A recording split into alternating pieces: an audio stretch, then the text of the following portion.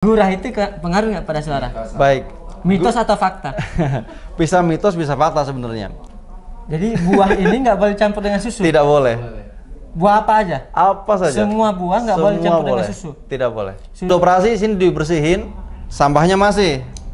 Balik lagi. Terus menerus. Sampai kapan kita akan melakukan operasi? Nah, kalau akar masalahnya tidak diperbaiki. Nah, ini herbalnya apa, Ustaz? Herbalnya apa nih? بالقرآن سأمضي أجلو خبث الأرض. Mau umroh bareng Daeng? Atau mau kerjasama dengan Daeng? Hubungi nomor di bawah ini. Bismillahirrahmanirrahim. Assalamualaikum warahmatullahi wabarakatuh. Alhamdulillahirabbil alamin. Allahumma shalli ala sayyidina Muhammad wa ala ali sayyidina Muhammad. Pemirsa dimanapun Anda berada, alhamdulillah jumpa lagi bersama Daeng Syawal di channel Syawal Mubarak. Alhamdulillah. Oh ya, terima kasih teman-teman yang sudah subscribe channel kita. Alhamdulillah 1 juta subscriber. Nah, alhamdulillah di samping kiri kita ini ada guru kita. Alhamdulillah kita sekarang lagi masuk program Cerdas Cerita Daeng Syawal. Cerdas Cerita Daeng Syawal. Pas ya Ustaz ya? Pas. Cerdas Cerita Daeng Syawal. Masya Allah. Nah teman-teman, di samping kiri Ana ini ada sahabat Ana, guru Ana, Ustadz Yuda Setiawan. Beliau adalah owner At-Taubah. Herba At-Taubah. Masya Allah. Sehat Ustaz? Alhamdulillah. Masya Allah. Kita salaman dulu. Masya Allah. Ya dapat barokah beliau ini. Nah, memang dari dulu menggeluti dunia herbal Ustaz? Ya, memang kebetulan kita belajar tentang alternatif medicine. Alternatif medicine. Medicine, betul. Yang mempunyai hal perkara, berapa banyak kaum muslim terkhususnya mengobati masalah penyakit hanya di gejalanya saja, tapi tidak mempelajari salah satu faktor akar masalah. Sampai akar-akarnya gitu. Betul, ya? betul. Oh iya. Itu belajarnya di Indonesia apa di mana, Ustaz? Salah satunya di Indonesia, kedua di Malaysia. Di Malaysia. Oh, di Malaysia. Ya. Oh, di Malaysia. Masya Allah. Itu memang berarti sekolah khusus berarti ya? Betul. Kebetulan memang khusus untuk mempelajari bagaimana pengaruh daripada makanan terhadap organ terhadap jiwa. Nah, makanya dengan waktu ini mudah-mudahan akan menjadikan sebuah jawaban dari akar masalah yang selama ini tidak diketahui. Oh, jadi makanan ini sangat berpengaruh kepada termasuk kejiwaan juga, Ustaz? Sangat berpengaruh. Aduh. Bahaya. Ini berarti yang sakit, kalau sakit hati, Ustaz, pengaruh juga nggak? Sangat. Kenapa? Ada dalam tubuh kita yang mengendalikan daripada semua sistem adalah perut kita. Perut. Betul ya? Pabriknya berarti ya? Pabriknya. Kan jelas sekali ketika kita mendengar apa yang disabdakan Rasulullah SAW tentang sumber penyakit ada di perut. Dan dipertegas kembali bagaimana supaya perut kita sehat, maka perhatikanlah makanan kita. Seperti yang dalam Al-Quran surat Abasa. Dan ini faktor berapa banyak seseorang yang mengkonsumsi makanan tapi tidak mengetahui efeknya. Ya. Ada yang mudah tersinggung, ada yang mudah marah, ada yang mudah diam. Ternyata makanannya ditentukan atau kebiasaan makanannya. Contoh, ada seseorang yang mencampurkan antara buah dan susu, apalagi campur es, ternyata akan menyebabkan seseorang itu susah untuk menerima perbedaan. Jadi buah ini nggak boleh campur dengan susu? Tidak boleh. Buah apa aja? Apa saja. Semua buah nggak boleh campur dengan susu? Tidak boleh. Susu apa, Ustaz? Susu apa saja? Susu kaleng, pokoknya susu namanya? Semua nama susu tidak boleh. Susu sapi, susu kambing? Susu sapi, susu kambing tidak boleh. Waduh. Ini gawat ini berarti ya? Kenapa? Saya baru tahu ini. Ya. Masya Allah. Kenapa bisa seperti itu? Ternyata dua makanan ini, buah dan susu ini ketika dicampurkan akan menyebabkan gangguan sistem kelenjar kita, trakea dan paru-paru. Maka sifat organ paru-paru itu menyimpan, memendam, walaupun itu sesuatu yang tidak disukainya. Nah, apa hubungannya ternyata makanan buah dan susu ini mengendalikan usus halus kita atau usus kecil kita. Apa yang dikendalikan? Penyerapannya. Jadi susah menyerap itu, Ustaz. Ya. Nah, makanya sini semua yang bercampur buah dan susu akan menyebabkan salah satunya susah menerima perbedaan, susah menerima sesuatu yang tidak diharapkan. Ini ngeri kan? Ya. Udah. Pantesan kadang ada sering marah gara-gara berbeda gitu ya. Betul. Hati-hati loh ya. Jangan sampai kebanyakan makan susu sama buah berarti ini. Ya, permasalahannya gini, Ustaz. Tidak bisa diungkapkan daripada mungkin banyak pertimbangan biasanya.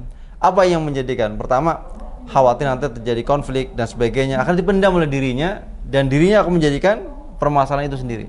Tapi memang secara ilmiah memang itu ada ilmunya, Ustaz. Ya. Bahwasanya susu sama ini adalah kandungan yang tak boleh disatukan. Betul.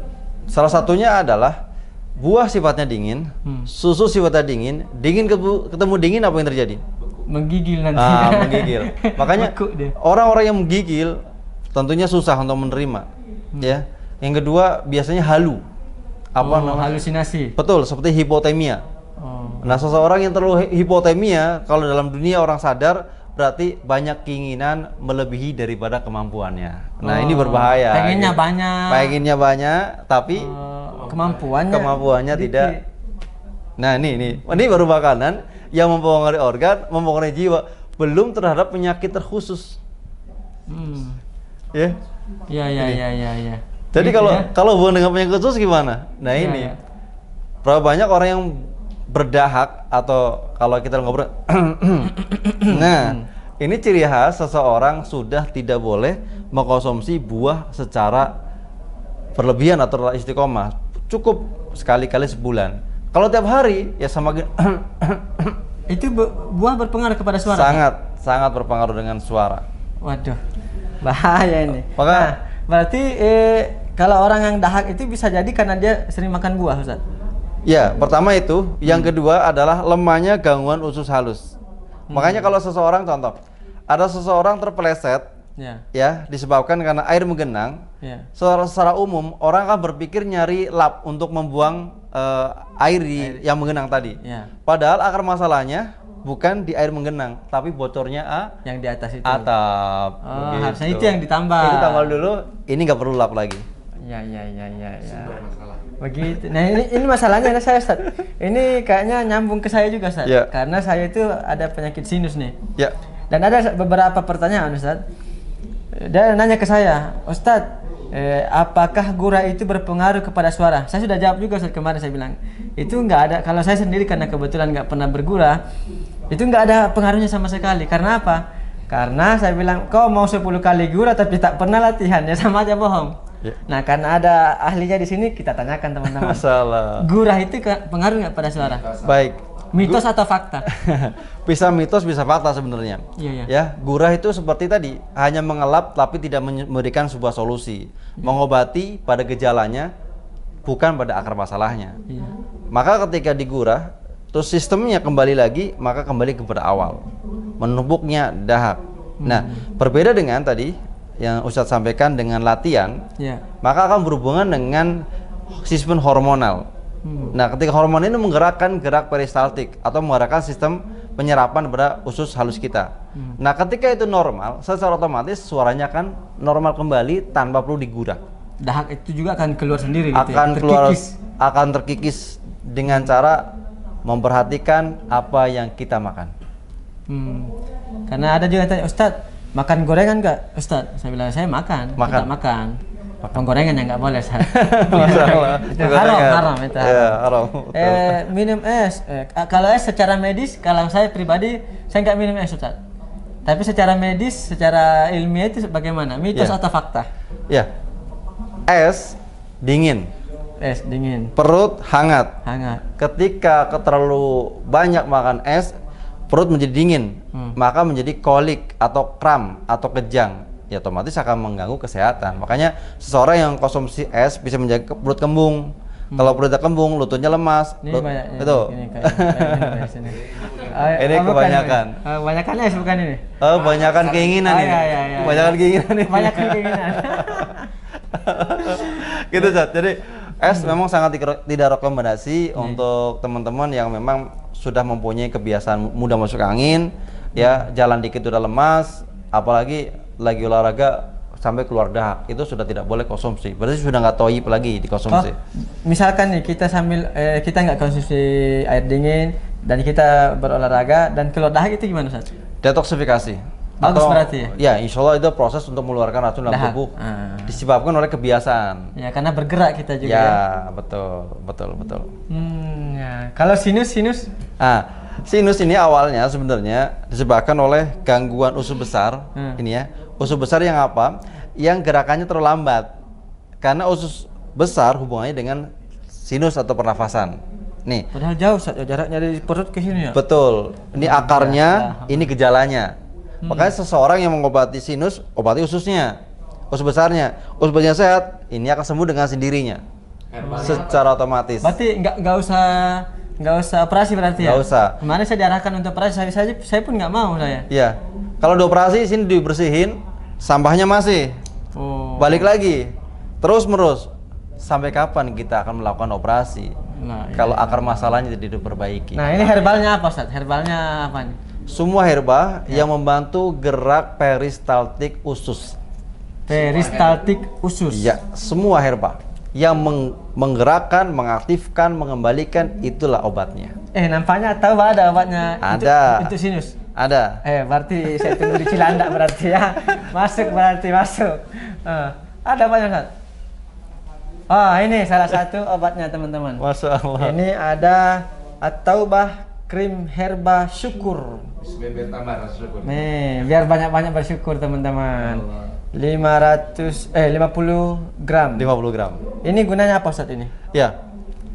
Seseorang yang mempunyai gerakan lambat itu kondisi kedinginan. Makanya tidak ada orang dingin membuka bajunya bilang merdeka, tidak ada. Pasti orang dingin begini badannya. Otomatis badan atau usus atau organ dia akan lambat pergerakannya. Syukur ini kan hangat. Ya. Di dalamnya itu kurang lebih ada 10 macam jenis herba. Dan dia macam apa aja tuh Ustaz? Ada kunyit, ya, ada temulawak, ada kayu manis, ada apa namanya lagi minyak kayu putih. Itu ada kelapa saya lihat itu. Ada kelapanya, ada serai. Ini apa Ustaz? Ini nih. Oh iya, gambarnya aja pemanis itu. Oh, gambarnya, tapi nggak ada serainya. Nggak ada serai. Ada cengkehnya. Ada minnya, banyak. Jahe ada, kencurnya ada juga di situ. Lengkap. Ya, banyak sekali herbanya, bahkan lada hitam pun ada. Masya Allah. Jadi kalau misalkan sinus bisa konsumsi ini. Ya. Ini bukan diminum ya teman-teman, bukan dikonsumsi. Di badan berarti ya. Betul. Kalau untuk ini kan ada namanya penanggulangan. Penanggulangan cuma dioleskan di mana titik sinusnya, yang kedua titik kelenjarnya di sini. Tapi kalau untuk pengobatan, maka harus dioleskan di sini, oleskan di sini, di perut bagian bawah, ya, sama di belakang lutut. Dua-duanya. Ya, dua-duanya. Itu cukup untuk pengobatan yang tidak diminum. Nah, walaupun ada yang diminum, nah nantilah insyaallah kita syukur aja dulu. Syukuri dulu, nggak ada yang perdana. Dicoba belum? Ya, ini sudah saya coba. Tadi baru saya coba ini. Begitu saya berwudu juga, Masya Allah, makin panas dia. Masya Allah, luar biasa. Enggak makin dingin, makin panas. Makin terasa panasnya, makin terasa hangatnya. Dan Masya Allah, ya rekomendasi ini. Kalau ini yang di toko-toko sana, luar biasa ini atau ini. Masya Allah. Masuk ya. Masuk. Nah, teman-teman, memang luar biasa ini. Dan kita memang kalau bisa, semua serba herbal. Ya. Dan saya suka yang serba herbal Ustaz, karena jangan sampai misalkan nih kita sakit kepala terus menerus, minum obat terus menerus, akhirnya apa? Kepala sembuh, ginjal yang sakit. Ya. Jadi, nah ini kan jadi masalah baru lagi. Nah, maka teman-teman memang At-Taubah adalah salah satu solusinya teman-teman. Ya, nah kalau misalkan mau ada ini Ustaz, ada link yang bisa dibagi Ustaz. Ada mungkin di YouTube kita ya. Di YouTube teman-teman. Apa namanya Ustaz? MHO TV. MHO TV Ya. At-Taubah, enggak ada taubahnya. Tidak ada. MHO TV. MHO apa tuh? Materi herbalis online. materi herbalis online TV. Nah, dari Ustadz Yuda Setiawan. Nah, pokoknya nanti kita akan kaji semua teman-teman. Intinya tadi gurah itu nggak pengaruh sama suara ya? Tidak. Dia hanya mengeluarkan dahak. Mengeluarkan sementara saja, tapi tidak mengobati. Ya. Jadi teman-teman dengerin tuh. Terus jangan minum es juga, jangan banyak. Jangan minum es, apalagi mencampurkan es, susu dan buah, sama halnya sedang bunuh diri. Kalau jagung dengan susu? Jagung Kan bukan. Ada yang bikin apa tuh? Jasuke.